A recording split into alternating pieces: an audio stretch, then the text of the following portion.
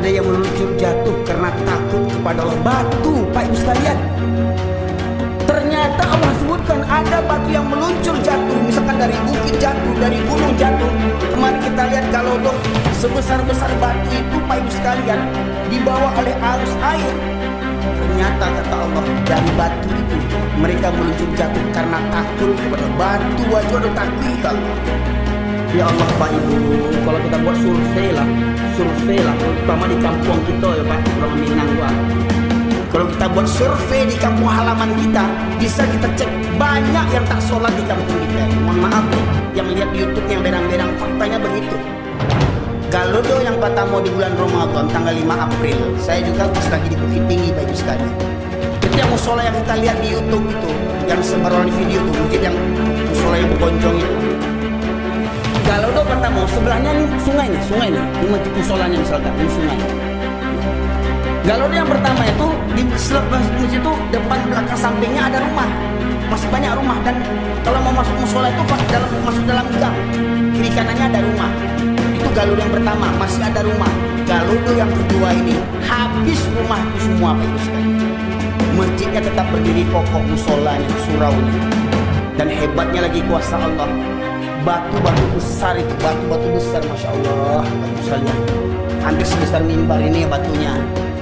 Tidak mampir, tidak menyenggol musolanya. Rumah depan musola dihantam, habis rumah. Bersusun batu gadang di situ.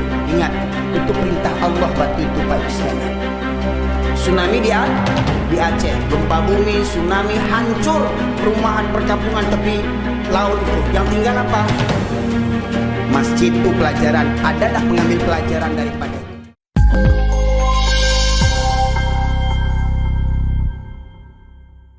Materi saya berulang-ulang. Memang materi saya berulang-ulang Bapak Ibu sekalian. Karena Al-Quran juga diturunkan berulang-ulang, setahap demi setahap.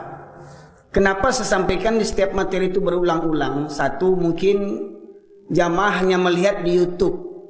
Dan di YouTube itu macam-macam persepsi orang, macam-macam penilaian orang. Maka ketika hadir di majelis seperti begini, saya minta didampingi. Alhamdulillah berkenan imam kita mendampingi saya nanti untuk membacakan terjemahan. Kenapa saya minta dibacakan terjemahan? Terkadang orang mengatakan Ustadz Erwin itu kok kasar kali mulutnya, ya, kok sebutannya tuh nggak ada diperhalus. Kata orang Minang tuh nggak ada kata mendaki, kata menurun, datar saja sama dia. Ini karena lahir di Medan mungkin kata orang, ya, nggak tahu adat dia ini, ya. Memang saya lahir besar di Medan Bapak sekalian, ya. Sekitar tahun 72 saya lahir besar di Medan. Setelah gempa 2009 baru saya hijrah ke kampung halaman kedua orang tua saya di Pariaman, tepatnya di Nagari Mangguang, Pariaman Utara. Ayah saya desanya Tanjung Sabar, ibu saya desanya Ampalu, sama-sama di Kenagarian Mangguang, Pariaman. Dan untuk di Pekanbaru saya sudah tidak asing lagi karena banyak keluarga saya di Pekanbaru. Kecil-kecil saya sudah sering berkunjung ke rumah etek saya, kakak dari ayah, di Pasar Pusat, Jalan Haji Agus Salim dekat Masjid Al Irsyad, Gang Kardina. Situ ada namanya Etek Sinur, namanya Etek Nuraini, ya. Kemudian kakak saya juga pernah tinggal di Tampan, sekarang tinggal di Perawang. Abang saya, adik saya ada tinggal di Pangkalan Kerinci. Dan baru sekitar 6 bulan adik perempuan saya dari Bekasi pindah ke Kartama. Bapak sekalian rahmati Allah, ini sekedar sekilas ta'aruf kita pada kesempatan kali ini. Alhamdulillah, sejak saya tinggal di Pariaman 2009, saya memang lebih banyak berdakwah keluar kota Pariaman. Mungkin orang Pariaman bisa mengetahui, mohon maaf ini, di sekian banyak tempat saya berdakwah, memang yang lebih berat itu dakwah di Pariaman. Dakwah di Pariaman itu berat. Ya, kenapa beratnya? Nah, nanti bisa kita bicara di luar mimbar. Ya, karena saya lihat, mohon maaf ini, kemarin Bu Yaristawardi berkomentar mengenai materi ribut sosial media. Ya, mendengar patah petitih Bu Yaristawardi banyak senang, tetapi ketika beliau menyampaikan perkara-perkara yang seperti begitu, macam-macam kritikan dan segala macamnya. Ya, baik, bagi sekalian materi Allah. Untuk mukadimah majelis kita ini, memang saya memilih topik safari dakwah saya ini menjadi ahli tauhid di akhir zaman. Emang kenapa di akhir zaman ini? Karena di akhir zaman ini banyak fitnah, Bapak Ibu sekalian. Ya. Dua induk kesesatan di akhir zaman ini sebelum Dajjal turun. Yang pertama, ulama su' penjilat, ulama su', ulama jahat yang menjual ayat-ayat Allah dengan harga yang sangat murah. Dan kedua, pemimpin yang zalim. Kalau dua ini bekerja sama, sudah selesai negeri itu, habislah. Ulama su' akan mengatakan wajib taat kepada pemimpin walau zalim, walau kamu dipukul, walau kamu didera. Ya, ulama su' akan berkomentar seperti begitu, wajib taat kepada pemimpin yang zalim. Maka makin besar kepala pemimpin yang zalim itu, Bapak Ibu sekalian. Karena apa? Ulama su' di belakangnya menjual ayat-ayat Allah berdalil untuk mencari pembenaran. Dan nanti kita akan lihat dalam ayat-ayat Al-Quran, Bapak Ibu sekalian. Baik, saya awali mukadimah saya melalui diawali dengan surat Al-Furqan, surat ke-25 ayat 30, di mana Allah berfirman, A'udzubillahi minasyaitonirrajim. Wa qala ar-rasulu ya rabbi inna qaumi ittakhadhu hadzal qur'ana mahjura. Allah berfirman menceritakan kisah atau tentang kegalauan Rasulullah. Jadi Rasulullah pernah galau, Pak Ibu sekalian. Pernah gelisah, pernah gundah gulana. Apa yang dirisaukan beliau? Kerisauan beliau itu Allah abadikan dalam firman-Nya, di mana Allah berfirman, dan berkatalah Rasul, Ya Rabbi, wahai Rabbku, wahai Tuhanku, sesungguhnya kaumku menjadikan Al-Quran ini sesuatu yang diabaikan. Itu 1400 tahun yang lalu beliau mengadu kepada Allah Subhanahu wa Ta'ala, dan diabadikan oleh Allah di dalam Al-Quran tentang kegalauan beliau, bahwasanya kelak nanti umatnya kita ini banyak diantara kita yang mengabaikan Al-Quran. Dari keterangan tafsir Ibnu Katsir, Bapak sekalian, dan keterangan beberapa ulama yang menyimpulkan ayat ini, Al-Furqan 25 ayat 30 ini, ada beberapa tingkatan orang-orang atau beberapa bentuk orang yang mengabaikan Al-Quran. Yang pertama, ada orang Islam 7 keturunan sampai hari ini tidak pandai baca Quran. Ada enggak, Bapak Ibu sekalian? Banyak, Bapak Ibu sekalian. Bahkan mohon maaf, di usia tua pun, sudah usia 60 tahun masih ada orang Islam yang tidak pandai baca Al-Quran. Alhamdulillah, guru kami, juga kakak kelas kami, senior kami, membuat kaedah membaca Quran 5 kali pertemuan bisa baca Quran. Namanya buku Sakifa namanya. Pembelajaran baca Al-Quran untuk orang yang sibuk, bahkan untuk orang tua sekalipun, ya, 7 kali pertemuan bisa baca Quran. Itu yang pertama. Kriteria yang pertama, banyak kaum muslimin yang tidak pandai membaca Al-Quran. Yang kedua, ada yang bisa baca Quran tapi berantakan tahsin tajwidnya. Ya, baca Quran asal jalan saja. Terutama mohon maaf, saya sebelum saya mondok di Solo, Bapak Ibu sekalian, terutama lidah kita ini kan kadang berpengaruh, lidah logat kita masing-masing ini. Saya ini karena logat saya logat Medan atau logat Sumatera. Kita orang Sumatera ini lidah kita kalau membaca za itu jadi za. Allazina, iza zulzilatil. Iya, iza zulzilatil, padahal idza, ya. Atau membaca huruf qaf sama dengan huruf kaf, ya. Kul huwallah. Kalau dibaca kul huwallah artinya makanlah Allah yang Maha Esa. Allah mau dimakan, coba bayangkan, ya. Padahal kul, katakanlah, ya. Ini yang kedua. Ya, ada orang yang rajin baca Quran tapi main hantam kromo aja, apalagi nanti Ramadan, mohon maaf nih, biasanya ibu-ibu nih pakai mic ya keluar ya, baca Quran dengan suara lantang tapi tajwidnya bikin sakit perut dengarnya. Yang ketiga, ada yang ahli baca Quran, pandai dia baca Quran, tahu tajwidnya tapi malas membacanya. Hingga dalam setahun pun tidak khatam-khatam baca Quran. Bahkan ada orang Islam bertahun-tahun tidak khatam Quran, bahkan miris lagi ya, seumur hidup tak pernah khatam Quran. Ya. Makanya disinggung Buya Ristawardi itu kan ada orang rajin yasinan tapi tidak pernah khatam Quran. Setiap Kamis, setiap Minggu baca yasin, tapi Quran tidak khatam-khatam. Padahal kalau dia rutin tuh merutinkan Al-Quran itu khatam itu. Ya. Bukan salah baca yasinnya, bagus, baca yasinnya bagus, cuma kan Al-Quran itu enggak hanya yasin. Ya. Yang ketiga tadi, ada yang rajin, ada yang pandai baca Quran tapi malas membacanya.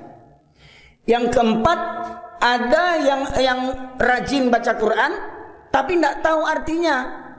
Lah ini kita semua tahu Al-Quran kan berbahasa Arab, Ibu sekalian. Yang paling utama sekali Allah turunkan Al-Quran untuk apa? Untuk MTQ atau untuk hafalan?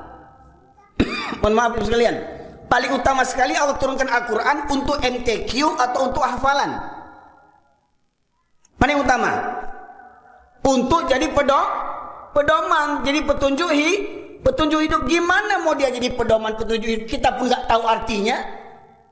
Gimana mau jadi pedoman, kita nggak tahu artinya? Ya. Sama macam beliau kita baca Quran. Memang ya membaca Al-Quran itu dapat pahala Pak Ibu sekalian, 1 huruf 10 pahala. Tapi jangan lupa kita harus tahu artinya. Kalau Al-Quran ingin jadi pedoman, ya. Nah itu, ada yang rajin baca Quran tapi tidak tahu artinya. Ada yang tahu artinya tapi tak tahu maksudnya. Berbeda arti dengan maksud Pak Ibu sekalian. Ya, arti secara bahasa, maksud itu uraiannya, penjelasannya, atau katanya bisa dikatakan tafsir lah. Ya. Nah, maka kita harus menguasai Al-Quran, harus diiringi dengan kitab tafsir. Ya, kalau tidak ada kitab tafsir Ibnu Katsir, misalkan pakai tafsir orang Minangkabau, orang Sumatera. Siapa tuh? Tafsir apa tuh? Tafsir orang Sumatera, tafsir orang Minangkabau. Tafsir Al-Azhar, karangan Buya Hamka. Nah itu, ya. Baik. Kemudian ada yang faham maksudnya, ya, tapi tidak mengamalkan isinya. Ya, tidak mengamalkan isinya.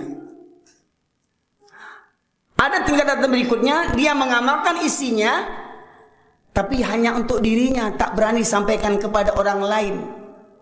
Padahal kuntum khairu ummatin ukhrijat linnas ta'muruna bil ma'ruf wa tanhauna 'anil munkar. Itu inti Al-Qur'an, mencegah, mengajak kepada yang ma'ruf, mencegah kepada yang mungkar. Kemudian ada yang mendakwahkannya tapi lupa menjadikan Al-Quran sebagai obat. Apa itu? Ruqyah. Ya. Tapi anehnya orang menjadikan ruqyah sebagai alternatif. Bukan alternatif, itu yang utama. Ya. Pengobatan dengan Al-Quran itu pengobatan yang utama. Makanya Rasulullah ajarkan kepada kita zikir pagi dan petang. Itu pada hakikatnya ruqyah. Membaca ayat kursi, membaca 3 qul 3 kali masing-masing, itu ruqyah Bapak Ibu sekalian. Jadi kalau ada Bapak Ibu sakit, jangan berobat ke dokter dulu. Jangan apa-apa ke dokter dulu, ruqyah dulu dengan Al-Quran. Bahkan ya, banyak ulama, Imam Syafi'i atau siapa itu ya, ketika beliau demam, beliau ambil air putih, ya, dia bacakan Al-Fatihah, ya, dalam hitungan ganjil 1, 3, 5, 7 Al-Fatihah saja dengan air putih beliau minum, ya, itu Masya Allah sembuh, ya, atas kehendak Allah Subhanahu Wa Taala tentunya, ya. Yang terakhir, ada orang yang faham keseluruhannya tapi tidak berani menggenggam Quran. Itu maknanya tidak berani berjihad menegakkan kebenaran dalam isi Al-Quran. Nah ini dari ayat Al-Quran, mukadimahnya. Jadi mohon maaf Bapak sekalian, dengan tidak mengurangi keagungan Al-Quran, nanti saya minta imam kita hanya membacakan terjemahannya karena waktu yang singkat. Karena saya yakin kita semua sudah, saya husnuzon, kita semua sudah sering baca Quran. tapi kita jarang mengupas artinya kan. Nah, baik. Sekalian, berkaitan khutbah saya yang viral, pro dan kontra orang memahaminya. Ya, tapi alhamdulillah saya tidak khawatir dengan hal itu. Pasti ada pro dan kontra. Jangankan saya, Nabi aja banyak yang benci. Siapalah saya? Siapalah saya? Ya, Rasulullah aja langsung mukjizat. Ya, malaikat Jibril turun langsung, masih banyak aja musuhnya. Ya, apalagi saya, bisa lihat. Ya, maka mari kita mendengarkan. Sebenarnya yang keras itu kaji ustadznya atau hati kita yang keras. Nah, yang pertama saya minta tolong kepada imam kita dibuka surat yang ke-57, surat Al-Hadid ayat 16.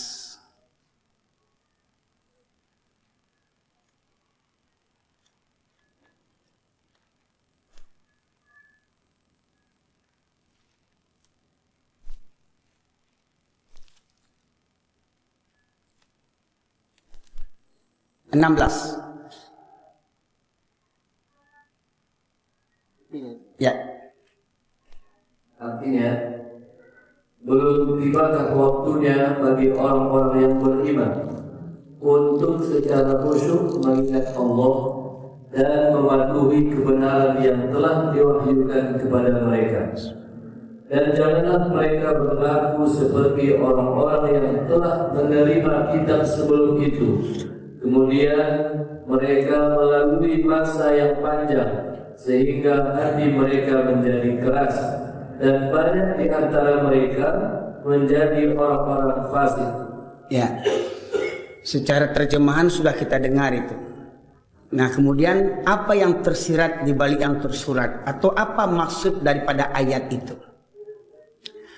Alam ya'ni lilladzina amanu an takhsha'a qulubuhum li dzikrillah. Kalau bahasa kitanya, kapan lagi kita tunduk patuh pada Allah? Kapan lagi kita taat kepada Allah? Berapa umur? Sudah berapa umur? Jangan batu kowayang diampok jolai. Ajo-ajo. Ya. Lah gaek lah mati batu kowayang diampok. Jo. Ya. Ingin umur jo kau mati. Apa jangan tu? Kau mati-mati je lah besok dituang tu. Kan bagak orang Minang tu. Mati-mati je lah besok dituang tu. Kan hebat orang Minang tu. Orang Minang mau dilawan. Tak takut je mati. Ya. Ya. Belumkah tiba masanya bagi orang-orang yang beriman? Kan Allah sebut orang beriman bukan orang kafir. Untuk tunduk khusyuk hati mereka, tunduk kepada Allah mengingat kebenaran yang turunkan dari Al-Quran. Kalau bahasa awaknya kapan lagi? Sudah berapa umur? Ya, dulu kita kau masa muda ditanya, Jo, bila solat Jo? Tunggulah selesai kuliah. Lah selesai kuliah bila Jo? Tunggu dapat karajo. Lah dapat karajo bila solat Jo? Tunggu babini. Lah babini, bila solat jo, tunggu punya anak. Lah punya anak, bila jo, tunggu pensiun. Ya. Kapan jo leh? Bila jo leh? Ya. Kalau bahasa baratnya ya, bahasa Parisnya, Pariaman sekitarnya. Ya. Dan janganlah mereka berlaku seperti orang-orang yang sebelumnya yang diberikan kitab. Siapa orang yang diberi kitab sebelum kita? Umat Islam. Orang Yahudi dan Nasrani. Mereka diberikan kitab Taurat, Zabur dan Injil. Diutus Nabi kepada mereka. Tetapi mereka mendustakan para Nabi dan mendustakan kitab suci. Bahkan mereka berani menulis kitab suci dengan tangan-tangan mereka. Mereka tuliskan apa yang menurut hati selera mereka. Berani mereka menulis kitab suci dengan tangan mereka. Mereka katakan ini dari Allah. Ya. Maknanya apa ibu sekalian? Ada gejala nanti orang Islam perangannya seperti Yahudi. Perangannya seperti Yahudi. Sudah diutus Nabi, diberikan kitab suci, tapi diingkari. Bapak ibu sekalian. Diingkari. Nah, Bapak sekalian dirahmati oleh Allah. Nah, Kemudian dalam ayat berikutnya, lalu berlalulah masa yang panjang. Maknanya berlalulah masa yang panjang maknanya apa? Lama mereka tidak belajar lagi Al-Quran. Lama mereka tidak merenungi ayat-ayat suci Al-Quran. Ya, dulu dia rajin mengaji, kemudian karena peruntungan, karena nasib, ya, karena banyak kesibukan, karena bertambah kerja, karena bertambah bini, bertambah anak, ya, nggak ada waktu mengaji, ya, bertambah kadai, bertambah kayo, bertambah bangsai, adolo bertambah bangsai durako jole. Ya. Tadi miskin, sombong pula lagi tuh. Ya. Nah, itu. Lalu berlalulah masa yang panjang, lalu hati mereka menjadi keras. Jadi kalau sudah lama kita tidak mengaji, Pak, hati kita akan menjadi keras.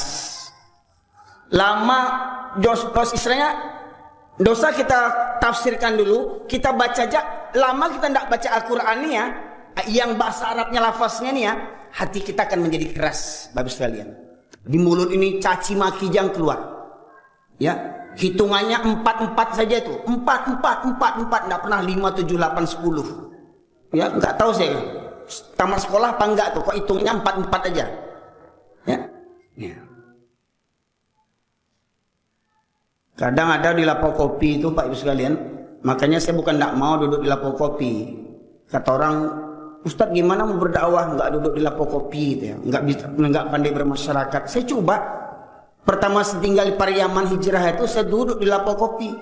Cuman saya lihat ya di lapo kopi itu Pak macam-macam orang Pak. Yang banyak ya gurban-gurban. Apa mohon maaf ya.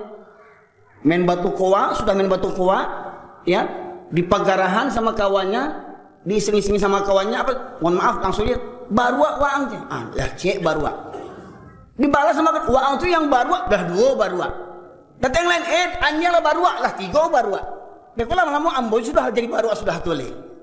Makanya tidak berani lama-lama di lapau Pak. Lah baru aja di lapau itu saudanya. Ya. Nah itu. Padahal gaek tuh, baru aja gajinya. Ya.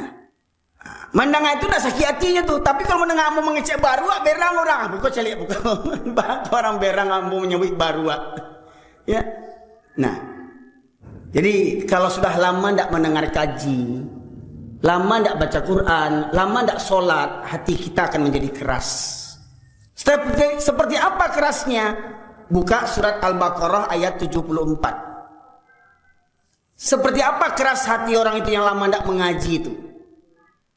Kalau dah lama tidak mengaji, dia dari mana dia tahu ilmu agama? Ya kan? Nah, kita dengarkan surat Al-Baqarah ayat 74. Kemudian setelah itu hatimu menjadi keras, sehingga hatimu seperti batu, bahkan lebih keras. Padahal dari batu-batu itu pasti ada sungai-sungai yang airnya memancar daripadanya. Ada pula yang terbelah, lalu keluarlah mata air daripadanya. Dan ada pula yang meluncur jatuh karena takut kepada Allah. Bahkan ada yang meluncur jatuh karena takut kepada Allah. Batu, Pak Ibu sekalian. Ternyata Allah sebutkan ada batu yang meluncur jatuh, misalkan dari bukit jatuh, dari gunung jatuh. Kemarin kita lihat Galodoh tuh, sebesar-besar batu itu Pak Ibu sekalian, dibawa oleh arus air. Ternyata kata Allah, dari batu itu mereka meluncur jatuh karena takut kepada batu. Wajah ada takut ke Allah. Iko manusia lebih kare lo pada batu leh. Coba bayangkan, Islam 7 keturunan, rumah dake surau, mendengar azan indak berangkai ke surau, bampok tiok malam, aku batu di cenderang, batu yuang kajiwaan. Ya, bahkan ketahui ada orang yang hatinya keras, lebih keras daripada batu lagi. Coba bayangkan Bapak sekalian. Batu, umpama ini batu, ditetesi oleh air setetes demi setetes. Jadi apa batu ini Pak Ibu sekalian? Berlubang sampai pecah dia. Itu batu Pak, sama air setetes bisa hancur. Ini ada orang, ya, rumah dekat masjid, dengar azan aja tak tergerak hatinya itu dengar azan ke masjid. Sementara ada orang kafir yang mendengar azan bisa masuk Islam. Ini ada orang Islam mendengarkan azan tak pernah sholat. Ya Allah Pak Ibu, kalau kita buat survei lah, kalau terutama di kampung kita ya Pak, orang Minang gua. Kalau kita buat survei di kampung halaman kita, bisa kita cek banyak yang tak sholat di kampung kita. Mohon maaf nih, yang lihat di YouTube yang berang-berang, faktanya begitu. Ini. Jadi sebenarnya yang keras itu bukan kaji yang keras, hati yang mendengar itu yang keras, yang selama kau berpenyakit dikasih tahu bukannya senang dia. Ya. Jadi ada dua respon orang mendengar kaji. Kalau orang bodoh yang mendengarkan kaji, marah dia, caci maki. Tapi kalau yang kedua, orang yang pintar, dia akan introspeksi diri. Ya. Nah sekarang apa yang membuat orang marah sama saya? Ini saya ulang-ulang ayat yang viral yang sering saya, ya dengan ayatnya Allah viralkan saya. Ya Pak Ibu sekalian. Yang pertama Ustadz silakan surat Al-A'raf 179 Ustaz.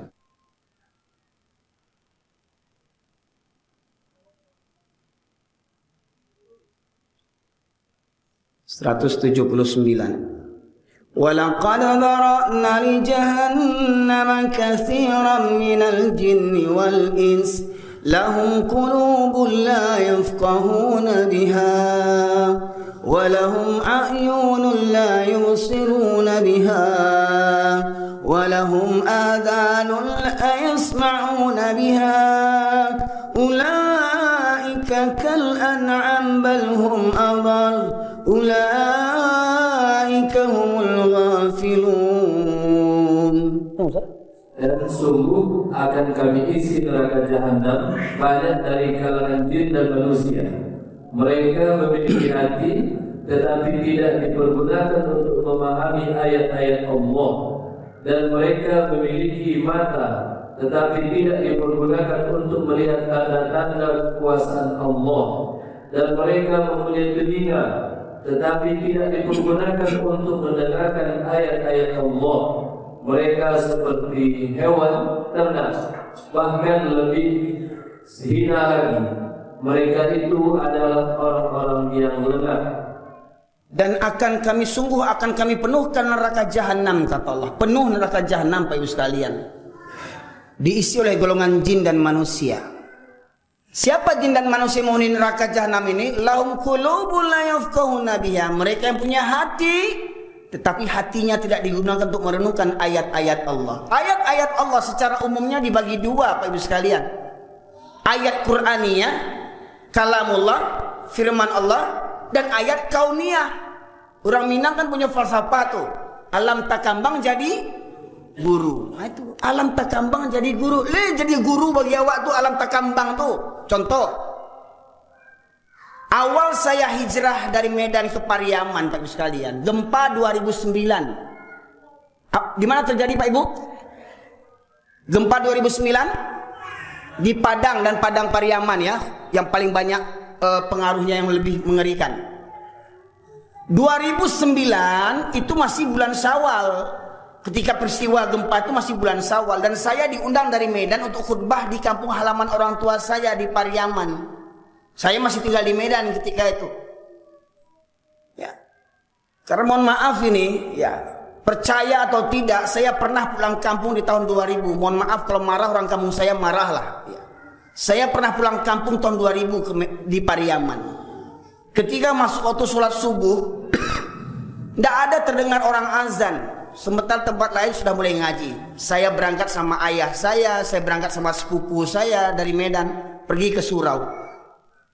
Kami dari rantau, kami yang buka surau. Orang kampung ndak ada yang ke surau.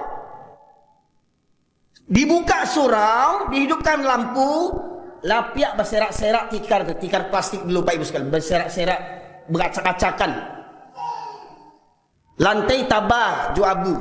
Di atas banyak sarang laba-laba. Di ujung musola dalam, di musola itu dalamnya berserak kertas BT. Kertas togel lah istilahnya itu.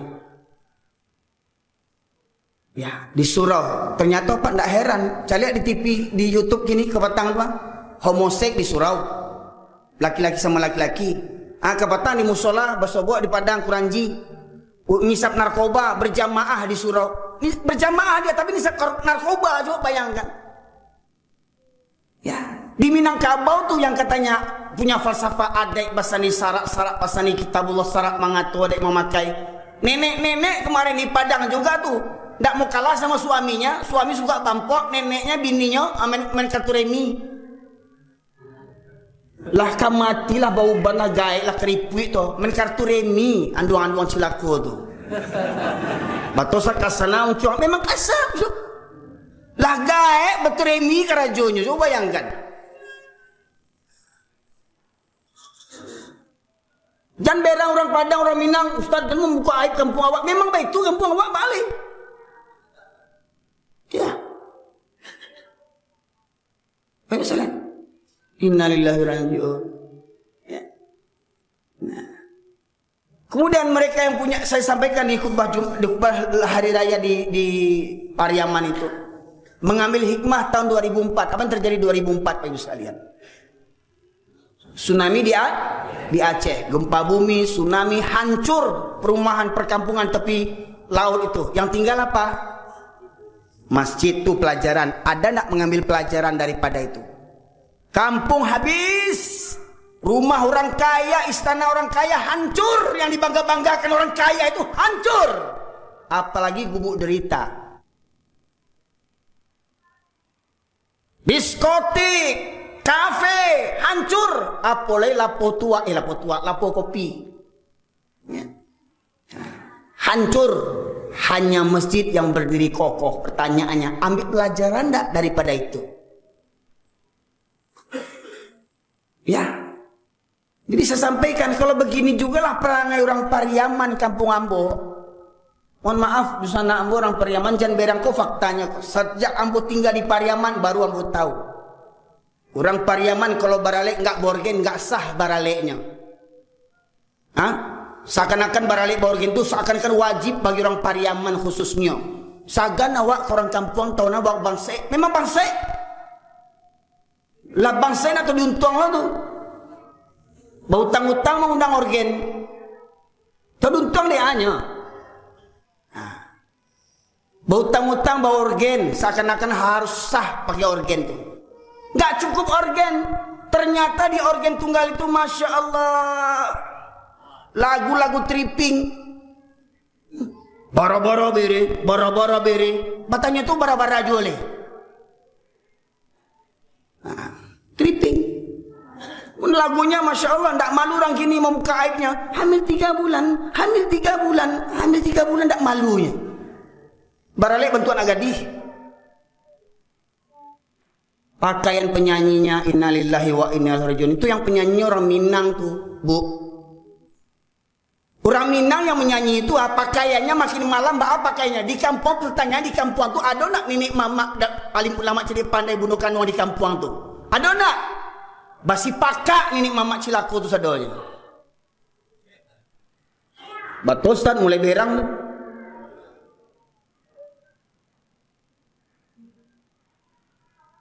Kalau di Medan orang buka diskotik di Medan, orang joget-joget, orang mabuk-mabuk, orang nyanyi-nyanyi, peluk-pelukan itu dalam ruangan diskotik. Tapi di kampung saya diskotiknya di mana orang baralek? Jadi diskotik pentas tuh. Lampu disko nah, seperti lampu disko, berjoget dengan lampu yang gelap, dengan macam goyangannya, semakin malam semakin buka-buka baju penyanyinya. Pertanyaannya, di kampung tuh ada nak nenek mama alim ulama saya pandai bundo kanduang? Gak ada yang punya wale itu nenek mama yang punya wale. Yang punya wale itu bundo kanduang. Ndak cilaku tuh tukik membawa rabah tuh. Ndak cukup di situ. Barale mabuk-mabuk. Mabuk-mabuk, botol-botol minuman keras berserak-serak. Ya Allah ya Rabbi. Mengaku orang baradai itu. Mengaku orang baradai. Tolong yang marah sama saya, tolong saya tunjukkan di mana salah saya. Benar tak kata saya ini? Ya. Itu kerja orang kampung selama ini. Masya Allah. Masjid lengang. Organ tunggal ramai. Kadang mohon maaf Masya Allah, ibu-ibu wirid Yasin kadang. Pagi awal menikah baca Yasin, tengah hari goyang di bawah pentas joget Ibu Iri Yasin. Astagfirullah.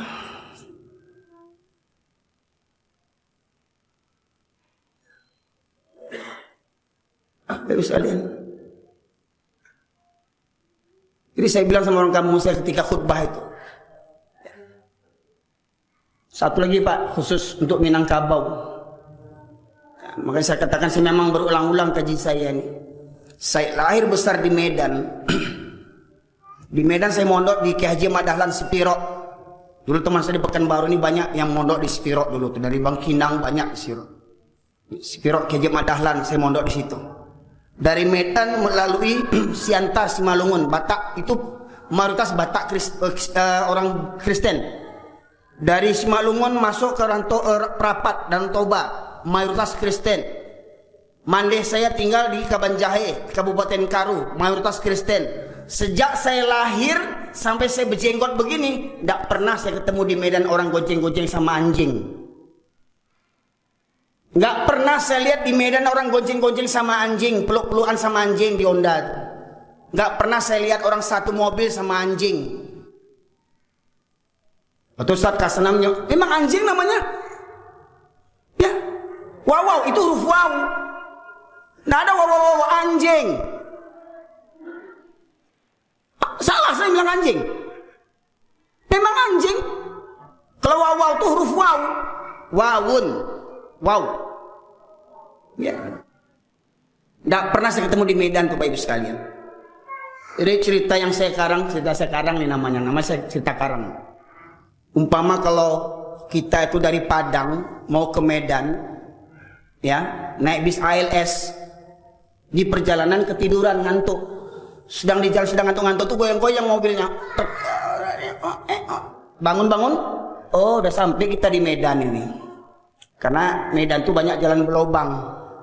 Ya, sama ketika kita mau Pekanbaru, Padang ya, di Petapahan, di Ujung Gading, udah macam Medan pula itu. Berlobang-lobang jalan itu ya. Ya. Tapi kalau pas balik dari Medan mau ke Padang lagi, naik bis yang sama, bis ALS. Ya, karena saya dulu dari Spiro, dari Medan ke Solo itu naik bis ALS 3 hari 3 malam. Ya. 2 bangku untuk 4 orang kami, pangku-pangkuan. Ya, sekarang masih kecil. Kalau dari Medan kita pulang ke kampung ke Padang nih ALS, ketiduran. Pas lagi bangun-bangun, lihat di luar sudah nampak orang goncengan sama anjing. Oh lah tiba di kampung kok. Jadi menanduan kampung awak Minangkabau di mana orang bergonceng juanjiang Minangkabau tuh. Bahkan mohon maaf Pak, di Pekanbaru siapa yang keluar sama anjing pasti orang Minang. Marah Pak, faktanya begitu. Siapa yang keluar di Pekanbaru ini keluar sama anjing pagi-pagi 5-3 ekor anjing, orang Minang tuh pasti itu. Jambi ada orang keluar sama anjing, orang Minang. Bengkulu orang keluar sama anjing, pasti orang Minang. Di Medan alhamdulillah nggak ada. Betul nggak Pak? Ya. Jadi saya katakan kalau begitu jugalah Minangkabau. Habis negeri kita ini. Tambah kemarin Galodo yang kemarin itu. Galodo yang pertama di bulan Ramadan tanggal 5 April. Saya juga lagi di Bukit Tinggi Pak Ibu sekalian. Itu yang musola yang kita lihat di YouTube itu, yang disebar oleh video itu, masjid yang musola yang bergonjong itu. Galodo pertama sebelahnya nih sungai nih. Ini masjid musolanya misalkan, ini sungai. Ya. Galodo yang pertama itu di masjid itu depan belakang sampingnya ada rumah. Masih banyak rumah dan kalau mau masuk musola itu masuk dalam gang. Kiri kanannya ada rumah. Itu Galodo yang pertama, masih ada rumah. Galodo yang kedua ini habis rumah itu semua Pak Ibu sekalian. Masjidnya tetap berdiri kokoh, musolanya, suraunya. Dan hebatnya lagi kuasa Allah. Batu-batu besar itu, batu-batu besar Masya Allah Pak Ibu sekalian. Hampir sebesar mimbar ini ya batunya. Ndak menyenggol musolanya. Rumah depan musola dihantamnya. Habis rumah tuh. Bersusun batu gadang situ. Ingat, itu perintah Allah batu itu Pak Ibu sekalian. Itu perintah Allah. Ndak ada kemampuan air menjalankan. Kun fayakun kata Allah. Batu jadi tentara Allah. berdiri kokoh batu-batu itu di atas rumah-rumah, pondasi rumah-rumah di simpang Batabuah Bukit Tinggi itu, simpang Kecanduang itu. Habis sekalian, itu rute saya kalau saya dari Pariaman mau ngisi pengajian ke Payakumbuh, ya, saya lalunya di situ. Ya, Sungai Puah. Ya, habis sekalian. Tidakkah kita mengambil pelajaran daripada itu? Ya, sebelum Ramadan pula, ya, Sumatera Barat banjir pesisir selatan. Habis sekalian. 6 bulan sebelum itu banjir di Kota Padang. Ada gunung di perbukitan di Kota Padang. Gunung itu dikikis Allah, bukit-bukit itu dikikis Allah. Keluar mayat-mayat dalam kuburan tuh Bapak Ibu sekalian, keluar. Untung mekik-mekik kuburan yang mayat-mayat itu. Tolong. Kalau mekik dia nggak kencing kalau nengoknya itu. Ya. Terbongkar kuburan tuh Bapak Ibu sekalian. Pertanyaannya, tidakkah kita mengambil pelajaran? Punya hati, nggak ada takut. Bagaimana mungkin ada orang Minang Islam 7 keturunan sholat seminggu sekali? Bagaimana mungkin orang Minang yang beradat 7 keturunan adatnya Islam, agamanya Islam, adatnya Minangkabau, ya, sholat seminggu sekali? Bagaimana ada orang Minang perempuan yang nggak tahu berjilbab hari ini? Masih ada nak perempuan Minang yang nggak berjilbab hari ini? Banyak. Pulang kampung, calia. Bisa orang Cina kaliang. Ya. Kau orang Cina ada di banggaannya dia nyebutiah. Ulah kalian besar pendek lo tuh, besar pontong lagi dia pakainya. Tak tahu duntuang. Nah, besar pontong orang Minang. Dia orang Baradai tuh. Mengaku orang Minang tuh.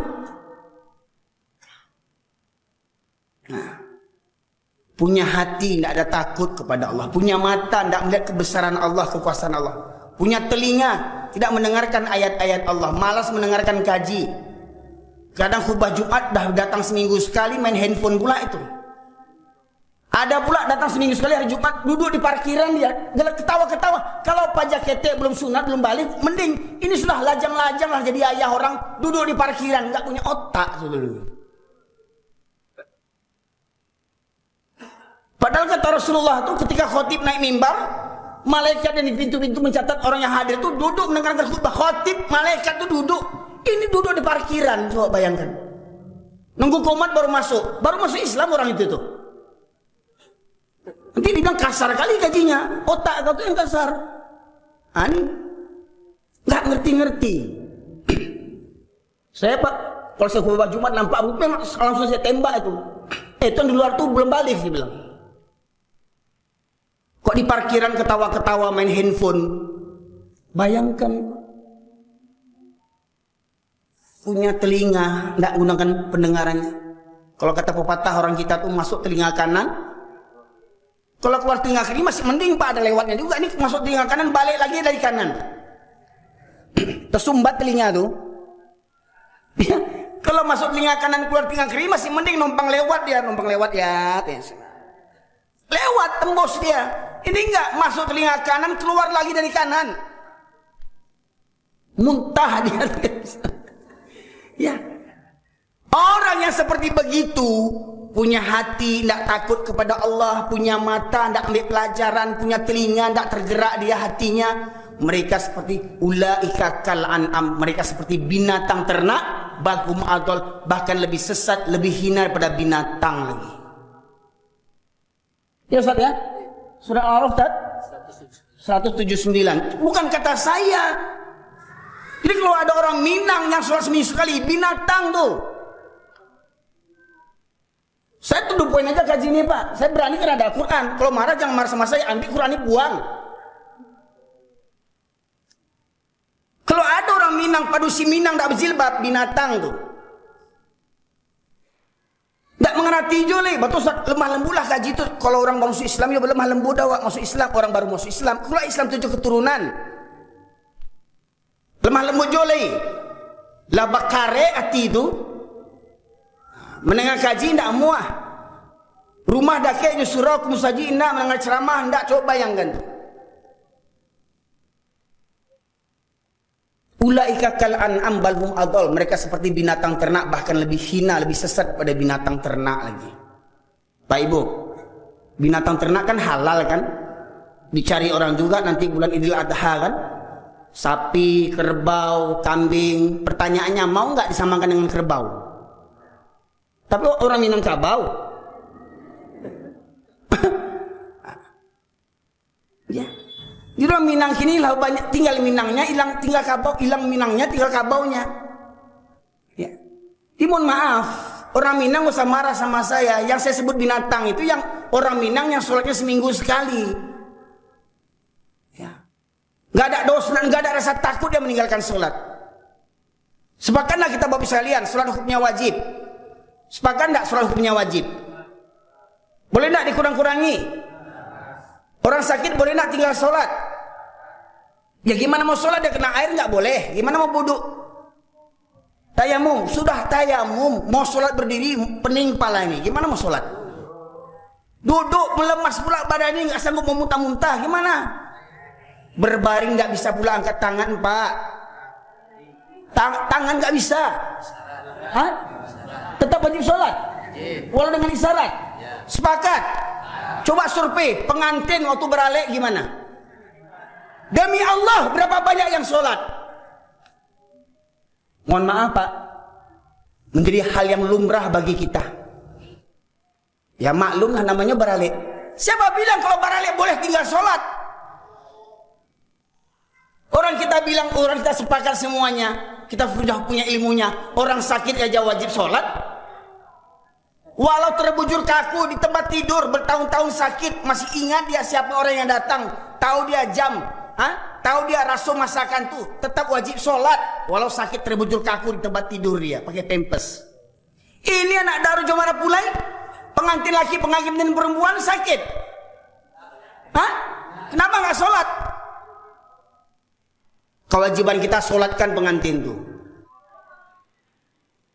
Biasanya sholatkan orang apa Pak? Memang pengantin itu sudah mati kerancaan.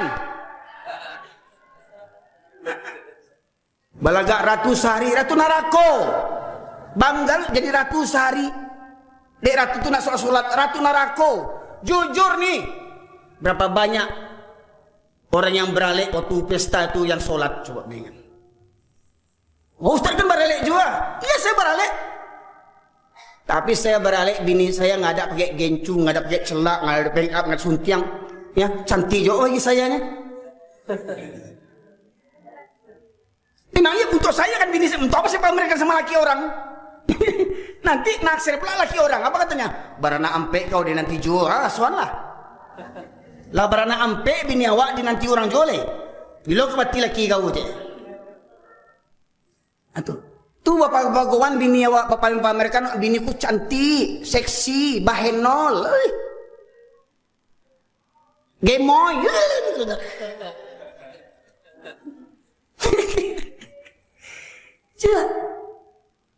Kadang yang anehnya di kampung atau di mana-mana ada ibu-ibu pakai jilbab dapat hadiah dari orang pulang umroh, jilbabnya sepaha, di bawahnya serawaleji nih pakainya, coba bayangkan. Itu ibu sakit utak, bunda kandung sakit utak namanya. Ada pula ibu-ibu jilbab hadiah dari ulang umroh tuh, sepaha tuh, serawa pontong lagi dipakainya. Itu. Masa orang Minang, padusi Minang tak tahu ada orang Minang baka menutup aurat? Kayak usah lihat. Nah. Jadi kalau ada orang Minang yang baralek nggak sholat tuh binatang tuh. Lebih buruk apa binatang.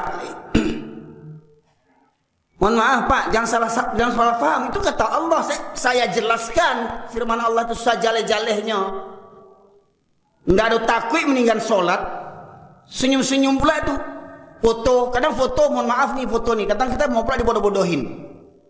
Foto pengantin laki-laki sama perempuan. Istri saya suruh di pengantin laki-laki tegaknya. Istri kita suruh di pengantin laki-laki samping berdiri. Nah, kita yang perempuan yang suaminya di samping pengantin perempuan. Mau pula itu di sebelah laki orang foto-fotoan gaya bebas. Andi ya. Sebelah bini orang awak berfoto, nak ada rasa malu, nak ada rasa cemburu. Coba yang mengaku beradai lo tuh. Adek sia tuh. Nah, ini foto.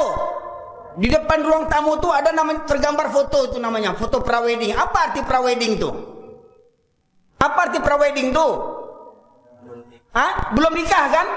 Belum nikah lah foto bapak paluannya. Nak kurang ajar tuh. Belum nikah lah bapak paluan. Astagfirullah, nak kadun tuang tinggal di kampung belagak orang kota. Orang kapi yang ditiru. Namanya sebetulnya orang-orang kapi prawedding. Ya. Itu mayang adik Minangkabau tuh kini. Ambo baralek jo Pak Ibu sekalian, alhamdulillah bini ambo ndak ada basuntiang. Ancak jo bagi ambonya. Ambo baralek ndak ada pelaminan, ndak ada basandiang sebab ambo takwi dosa mempamerkan istri ambo ke laki-laki yang bukan mahramnya. Juga dosa biko terjadi salam-salaman laki-laki perempuan yang bukan mahramnya. Coba lihat. Le orang baradek orang Minang, waktu baralek salam ndak? Hah? Adik sia tuh. Tolong alim ulama Minangkabau sampaian kok. Apa hukumnya berjabat tangan laki-laki perempuan yang bukan mahramnya? Belagak mengerti adai. Adai pasal sarak pasal kitabullah, sarak mengatur memakai gadang otak. Mohon maaf nih Pak Ibu sekalian. Kadang habis sholat raya, habis sholat Idul Fitri, salam-salaman satu lapangan itu semua laki perempuan. Ada siapa itu? Ya. Orang yang begitu kata Allah, mereka seperti binatang ternak, bahkan lebih hina daripada binatang.